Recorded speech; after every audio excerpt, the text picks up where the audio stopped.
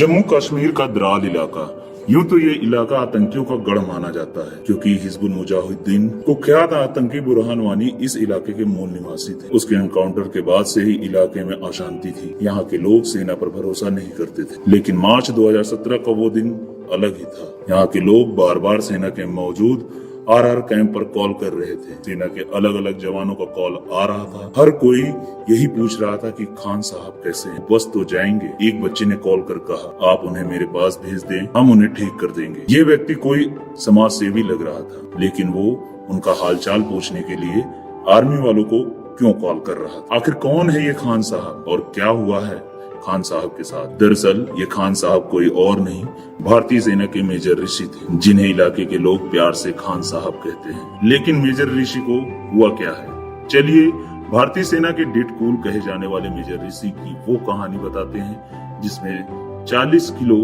ID बम है, 2 खूंखार आतंकवादी थे और मेजर ऋषि का गोलियों से उड़ा आधा चेहरा है। और पागलपन इस कहानी में हद से ज्यादा भरी हुई है। मेजर ऋषि और उनके 42 साथियों ने एक मेडिकल कैंप लगाया, जहां गांव के लोग अपनी बीमारी का उपचार कराने आ रहे थे। ये कैंप अक्सर लोगों में तालमेल बैठाने के लिए लगाए जाते हैं। मेजर ऋषि कभी कतार में खड़े लोगों को चाय पिला रहे थे, तो कभी बच्चों के साथ खेल रहे थे। बीच बीच में वो बच्चों को सीख भी देते थे कि वो कभी आतंक के रास्ते न जाएं। उधर गांव में मेडिकल कैंप की खबर फैल गई थी, भीड़ बढ़ती जा रही थी और दिन चढ़ता जा रहा था। दोपहर 3 बजे के बाद कर्नल नीरज पांडे का कॉल आता है। उन्होंने 1 महीने पहले ही 42 आरआर के सीओ का पदभार संभाला था। उन्होंने बताया कि हाकिम मौलवी के बारे में एक इनपुट मिली है। हाकिम मौलवी एक आतंकी कमांडर था। पिछले महीने से मेजर उसे खोज रहे थे, लेकिन हर बार वो किसी न किसी तरीके से बच निकलने में कामयाब हो जाता था। खबर मिलते ही मेजर ऋषि ने अपनी एक टीम तैयार की और हापू गांव की ओर निकल गए, जो कि द्राल इलाके में पड़ता था, क्योंकि सेना की कंपनियां अपने साथ सारा सामान लेकर चलती हैं, जो कि किसी मुठभेड़ में जरूरी साबित हो सकता है। आतंकी आकिब भी बुरहान वानी की तरह खूंखार था। सबसे अधिक उस इलाके का जीवित रहने वाला आतंकी था। इधर मेजर ऋषि उस संदिग्ध स्थान की ओर बढ़ रहे थे और सोच रहे थे कि वो आज भी अगर बच निकल गया तो उसका मनोबल और बढ़ जाएगा, जो कि उसे और भी खतरनाक बना देगा। इतने में पता चलता है कि संदिग्ध स्थान के पास पत्थरबाजी शुरू हो गई है। ये आतंकियों को बचाकर निकालने की एक साजिश थी, जिससे जवानों का ध्यान भटके, लेकिन सीआरपीएफ और जेके पुलिस ने किसी तरह भीड़ को संभाल लिया। मेजर ऋषि और उनके जवान आसपास के घरों की तलाशी में जुट गए। आधे घंटे तक ये प्रोसेस चलता रहा,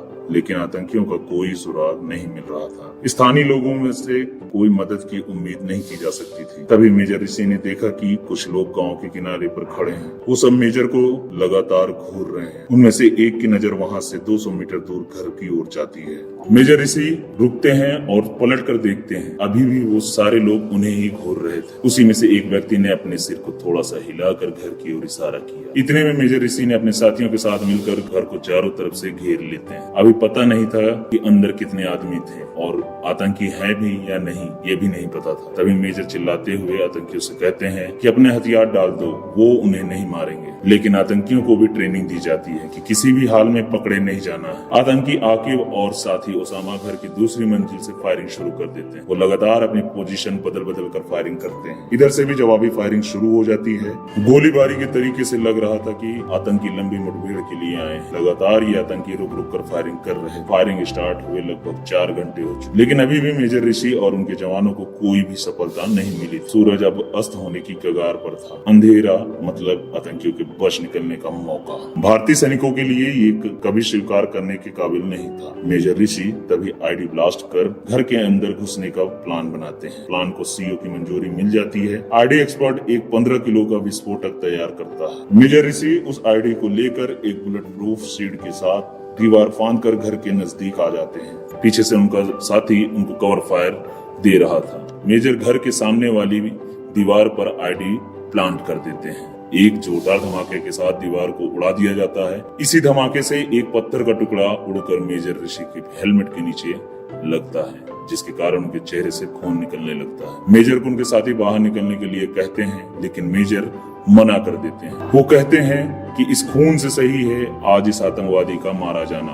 वहीं दूसरी ओर धमाके से मलबे में घर तब्दील हो चुका होता है, लेकिन आतंकी अभी भी जीवित थे और लगातार दूसरी मंजिल से फायर कर रहे थे। वहीं दूसरी ओर आधा घर धमाके से मलबे में तब्दील हो चुका होता है, लेकिन आतंकी अभी भी जीवित थे और लगातार दूसरी मंजिल से फायरिंग कर रहे थे। मेजर ऋषि इस बार पेट्रोल बम को घर के अंदर फेंक कर आग लगा देते हैं। उन्होंने सोचा कि इससे आतंकी घर के बाहर भागने का प्रयास करेंगे, तभी उन्हें दबोच लिया जाएगा। लेकिन थोड़ी देर बाद घर के भीतर लगी आग बुझ गई।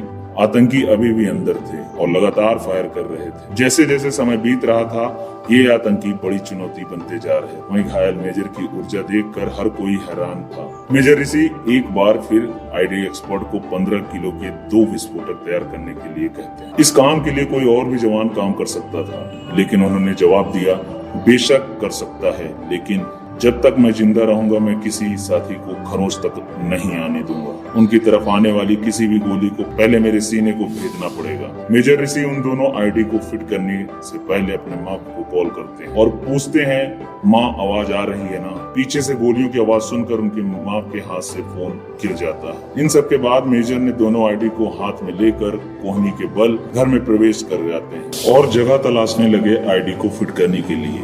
एक पत्थर उन्हें दिखा जिस पर आईडी फिट करके कोहनी के बल वापस आ गए। उन्होंने साथियों को आदेश दिया, 30 सेकंड तक उल्टी गिनती शुरू कर दो, उसके बाद धमाका कर देना। मेजर ऋषि बाहर आने वाले थे। धमाके में 10 मिनट शेष बचे थे।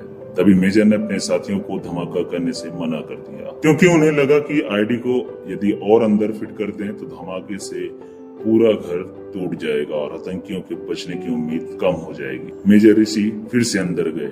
इसी बीच उन्हें एक एहसास हुआ कि उनके पीछे कोई परछाई है। मेजर ने तुरंत पलटकर फायर कर दिया। मेजर ने पलटकर फायर किया तो वो आतंकी धराशायी हो गया। इस बीच मेजर मनोज को 3 गोली लगी। एक गोली उनके हेलमेट को उड़ा दी, बाकी 2 गोलियां एक नाक और दूसरे जबड़े पर लगी। गंभीर स्थिति के बाद भी उनकी सांसें चल रही थी। वो रेंगते हुए बाहर आए। उनके साथी दौड़कर उन्हें उठाने लगे। मेजर के चेहरे को देखकर हर कोई चौंक गया। मेजर मनोज के चेहरे को ये क्या हुआ? इसके थोड़ी ही देर बाद आतंकी मारे जा चुके थे। मेजर ऋषि को जीप में बैठाकर नजदीक हेलीपैड पर ले जाया जा रहा था। प्राथमिक उपचार के लिए उनके पास जो डॉक्टर मौजूद थे, उन्हें समझ नहीं आ रहा था कि कैसे इनका उपचार करें। मेजर ऋषि की पत्नी डॉक्टर अरुणा को इन्फॉर्म किया गया। वो पहले से ही वहां पर मौजूद थे। डॉक्टरों की एक टीम उन्हें देखकर हक्क बक्क रह गई।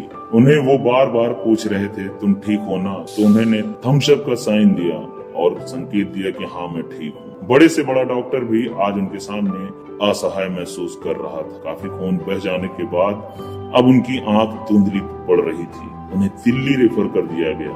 45 दिनों तक वो कुछ बोल नहीं पाए, यहाँ तक सांस भी नाक और मुंह से नहीं ले पा रहे थे। 20 किलो वजन कम हो गया था। हड्डी और चमड़ी के बीच मांस लगभग खत्म हो चुके थे। पत्नी ने माँ को हौसला दिया कि हिम्मत ना हारे, क्योंकि जिसका बेटा इतना बुलंद हो सकता है उसकी माँ की बात ही अलग है। मेजर ऋषि को मॉडलिंग का बहुत शौक था।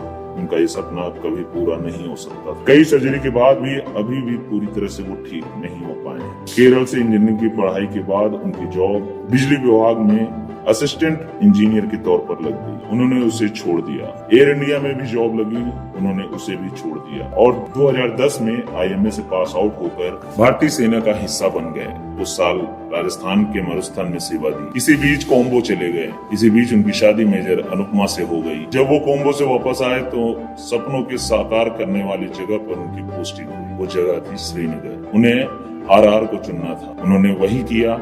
उन्होंने अपने सीईओ से कहा कि उन्हें स्टाफ सदस्य की तरह कहीं न भेजें, उन्हें लड़ने के लिए आगे भेजें। मेजर ऋषि की मां ने कहा था कि अगर तुम्हें सेना में जाना है तो तुम्हें अपने साथियों की अगुवाई करनी पड़ेगी। अगर तुम जख्मी भी हो जाओ तो भी तुम्हें आगे रहना होगा। उनकी कही हुई बात हमेशा याद रहती थी। शायद इसी वजह से उस रात को मां को फोन किया था। अगस्त 2017 में अपने चेहरे के निचले हिस्से को ढककर मेजर ऋषि ने स्वतंत्रता दिवस पर मेडल ग्रहण किया, लेकिन भविष्य अभी भी निर्मम प्रश्न चिन्ह बना हुआ था। उनके मन में सवाल था, मैं फिर से कश्मीर जाना चाहता हूँ, मैं फिर से लड़ाई के मैदान में जाना चाहता हूँ, मैं अपने लिए बचे हुए विकल्पों पर विचार करना चाहता हूँ। एनएसजी पर भी मुझे अपने हाथों में हथियार लेकर पैरों पर खड़ा होना है। तो ये रही मेजर ऋषि की कहानी। आपको ये कहानी कैसी लगी कमेंट कर जरूर बताएं। और ऐसे ही नोटिफिकेशन पाने के लिए आप हमारे चैनल को सब्सक्राइब कर लें। तब तक के लिए बने रहिए हमारे साथ कैडेट्स पॉइंट डिफेंस एकेडमी के ऑफिशियल यूट्यूब चैनल पर। धन्यवाद। देश प्रेम का जज्बा, साहस, सफलता से बढ़कर जिनमें है राष्ट्र की सेवा का संकल्प, उन्हें फौजी बनाएंगे हम हैं cadets point defence academy Prayagraj, India's biggest training institute. Agnipath scheme, your chance to wear military uniform. Admissions open for NDA, CDS, AFCAT, CAPF, Agniveer, SSB interview, physical training. Visit Cadets Point Defence Academy, Tagore Town, Prayagraj, or call 941-540-2422.